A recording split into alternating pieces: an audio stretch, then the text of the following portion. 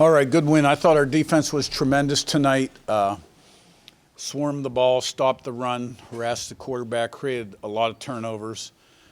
I think they got an early first down on a PI call, and then I don't remember them getting another first down till the end of the half. So offensively, we made enough plays, but missed some opportunities too, but made some big plays. And so it's a tremendous win. We certainly made a statement again. Can't say enough about what this team, has done between the white lines. But they're not satisfied. They're not done yet. They're not. They want more, and they're going to get more. So it's a rivalry game, and I thought we really took it to them. And that's that. He's on your left, and Zach. Yeah, Curt, you said statement, and I know you said you aren't paying close attention to the playoff rankings, but did you feel like you needed to do more, win the game, but win and win in a style, get style points to make a difference to the committee?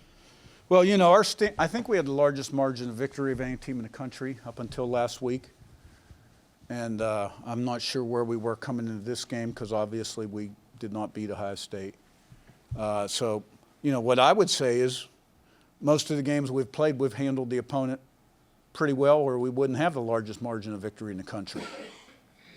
But obviously style points are important this time of year, right?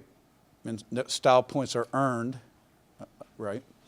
And but more than anything else, we wanted to play from the first play to the last play in a rivalry game that Indiana had not won in 4 or 5 years.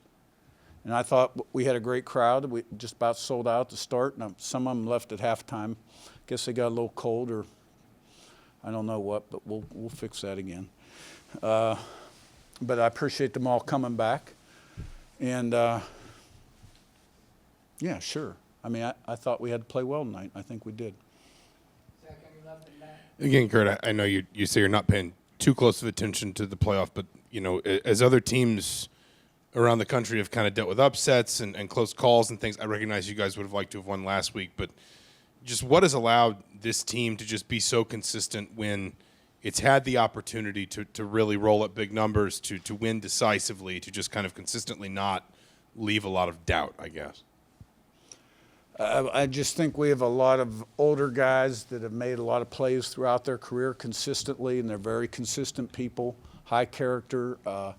They have a very consistent standard performance. I think our assistant coaches do a nice job, a good job coaching them. And we preach about playing one play at a time, first play to last, like it's nothing, regardless of the competitive circumstances. Never too high, never too low. Fast, physical, relentless, smart, disciplined, poised.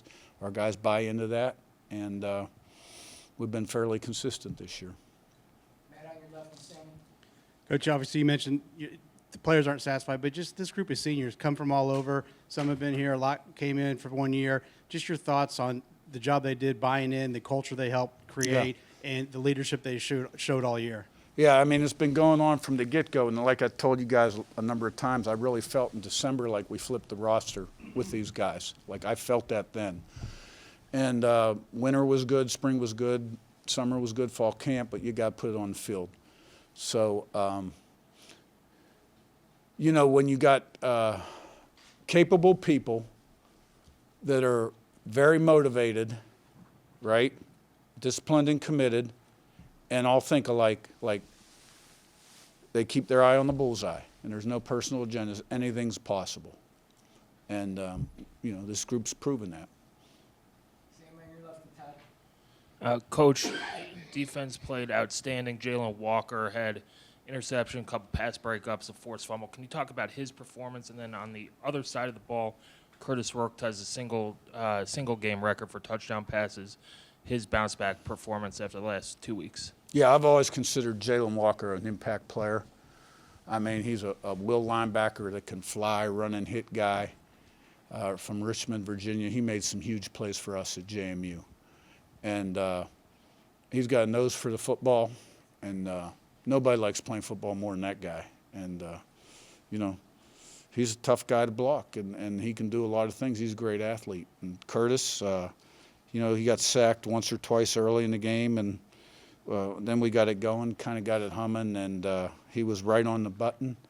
And we were getting some yards after the catch. The protection shored up, so it was good to see that offense scoring points in bunches again.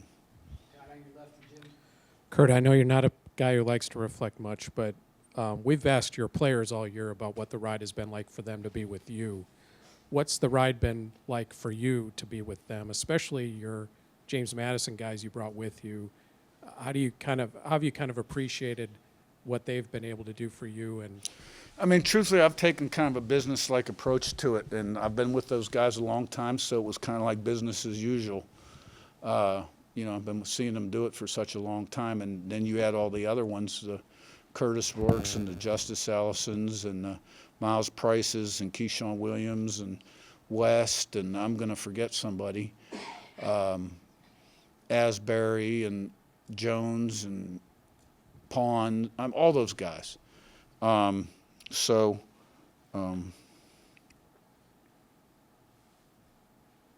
It's been a great year, but it's not totally shocking to me.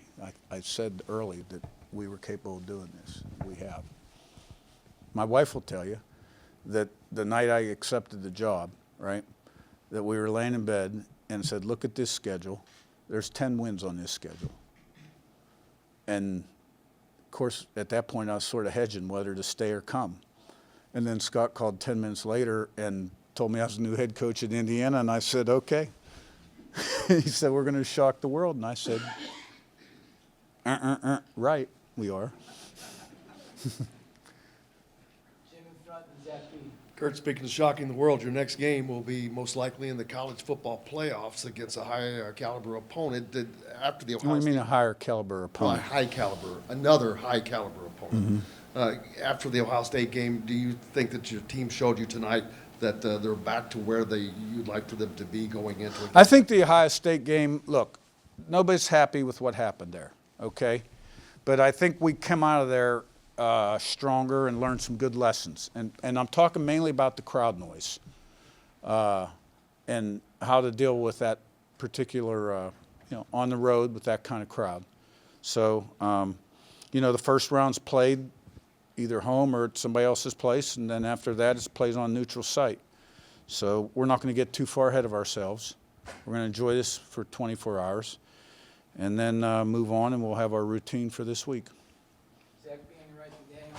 Coach, what do the next couple of weeks look like for your team? Obviously, if the college football playoffs are in the cards, you guys will be off for a couple of weeks. What do the next couple of weeks look like for you guys? Yeah. Well, next week,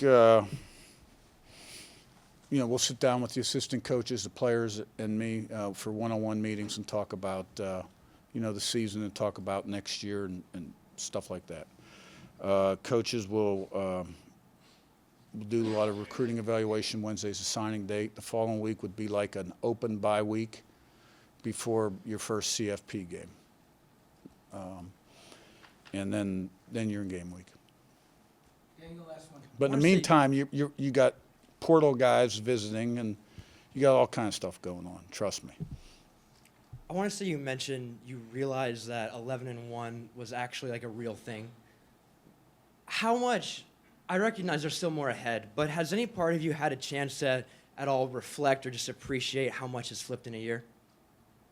I think I've answered that question a couple times, and in this business, you just move on to the next thing because there's always something that needs done, and you're so process-oriented. You know what I mean? Like, I'm going to enjoy it when I go up to my office with my family and then go home and enjoy it a little bit. And, of course, the games will be over, so there's not much football to be watched. And bring the coaches in a little later tomorrow. We'll get a little work done, and then maybe work 4 or 5 hours, and that'll be it. So you get to enjoy it right afterwards when I finish this and get to spend some time and maybe have a beverage. But at my age, it's 1 or 2 beverages. All right, thanks. Thanks.